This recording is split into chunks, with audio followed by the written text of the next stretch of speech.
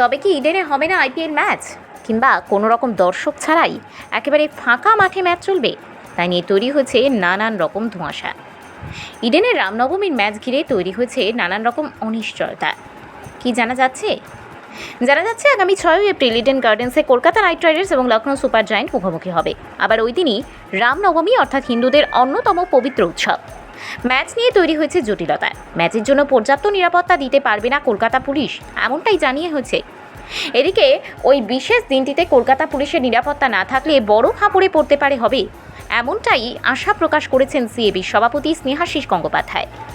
তিনি বলছেন 22 তারিখ থেকে আইপিএল শুরু হচ্ছে। 6 এপ্রিল লখনৌ এবং কেকেআরের একেবারে মুখোমুখি যুদ্ধ।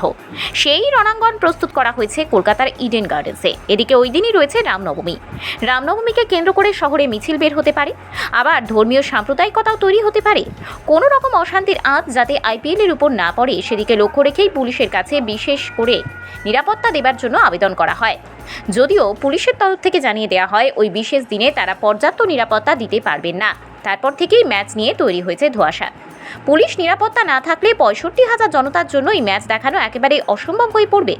যদিও বোর্ডের তরফ থেকে এখনও খোলসা করে কিছুই জানানো হয়নি। সিএবির তরফ থেকে ইতিমধ্যে বিসিসিআইকে জানিয়ে দেওয়া হয়েছে এই বড় খবর। এখন থেকে চলছে জোর কদমে প্রস্তুতি। প্রধানমন্ত্রী আবাস যোজনার ঘরের টাকা তৃণমূল কংগ্রেসের নেতারা নিজেদের পুরো কাকা কাকি জ্যাঠা জেঠি সালা সালি সবাইকে পাইয়ে দিয়েছে, এবং যাদের পাকা বাড়ি তাদেরকেও পাইয়ে দিয়েছে। এবং এই ঘরের টাকার কাটমানি দিয়ে আজকে মোটর সাইকেলে ঘুরে বেড়াচ্ছে, 4 হুইলারে ঘুরে বেড়াচ্ছে। তারা 1 তলা থেকে 3 তলা বাড়ি করেছে। যাদের ঝুপড়ি ছিল তারা আজকে পাকা বাড়িতে বসবাস করে। ওই হিসাব চাওয়াটাই এদের কাছে গাত্রদাহর কারণ হয়েছে। কারণ এই 100 দিনের কাজ বন্ধ হওয়ার পরে তৃণমূলের নেতাদের কাজ যখন চলছিল, তাদের জীবনযাত্রা, গাড়ি বাড়ি, পোশাক পরিচ্ছদের কী মান ছিল হরিশ্চন্দ্রপুরের লোক স্বচক্ষে দেখছে। কিন্তু 100 দিনের কাজে হরিশ্চন্দ্রপুরের শ্রমিকরা কত উপকৃত হয়েছে, আর তৃণমূলের ABCD নেতারা কত উপকৃত হয়েছে, তাদের জীবনযাত্রার মান, ঘর বাড়ি, ব্যাংক ব্যালেন্স কী হয়েছে, সেইটা আর হরিশ্চন্দ্রপুরের মানুষকে আর বলতে হবে না। সেটা হরিশ্চন্দ্রপুরের মানুষরা ভালো উপলব্ধি করেছে। এবার ওই পলিথিন বন্যা ত্রাণের জন্য যে গরিব মানুষের এখানে যে টাকা পাঠানো হয়েছিল, যাদের বাড়ি ডুবেনি, যারা অ্যাকচুয়ালি পলিথিন পাওয়ার যোগ্য, সেই পলিথিন হরিশ্চন্দ্রপুরের বাজারে বিভিন্ন দোকানে বিক্রি হতে দেখেছি, আমরা দেখেছি সেই পলিথিন।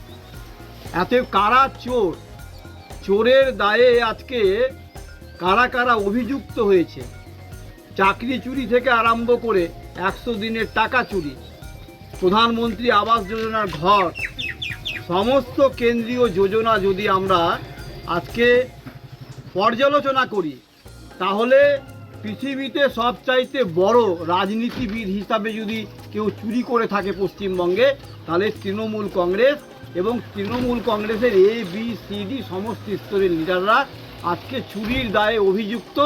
এবং পশ্চিমবঙ্গের মানুষের দুর্ভাগ্য যে এখানে স্বাস্থ্য, শিক্ষা থেকে আরম্ভ করে 100 দিনের কাজে যুক্ত শ্রমিক, প্রধানমন্ত্রী আবাস যোজনার ঘর, সমস্ত জায়গাতে কারা চুরি করেছে এইটা জনসমক্ষে আজকে পরিষ্কার হয়ে গেছে।